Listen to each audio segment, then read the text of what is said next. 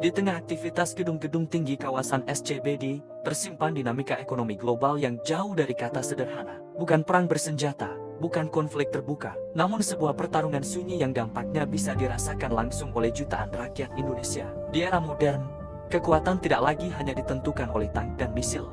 Ia bergerak melalui arus modal, data, dan algoritma finansial yang beroperasi lintas negara. Dan Indonesia, sebagai salah satu ekonomi terbesar di Asia Tenggara, kini berada di pusat pusaran tersebut. Selama ini kita mengenal istilah Indonesia adalah raksasa yang tertidur.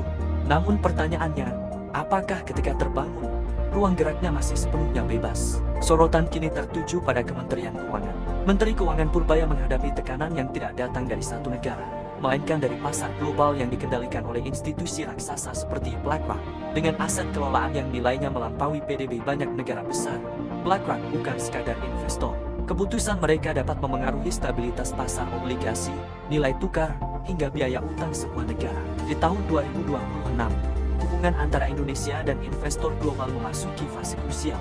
Pertanyaannya bukan lagi apakah ada tekanan, melainkan sejauh mana Indonesia mampu mengelolanya tanpa mengorbankan stabilitas domestik. Jika Anda mengira isu ini jauh dari kehidupan sehari-hari, perlu diingat, pergerakan pasar obligasi negara sangat berkaitan dengan suku bunga, nilai rupiah, dan daya beli masyarakat. Selama bertahun-tahun, pasar keuangan digambarkan sebagai mekanisme netral yang bereaksi pada fundamental ekonomi. Namun kenyataannya, di era digital, keputusan transaksi banyak digerakkan oleh sistem algoritmik berkecepatan tinggi. Salah satu sistem yang sering disebut dalam diskursus global adalah Aladdin, platform manajemen risiko dan investasi milik BlackRock.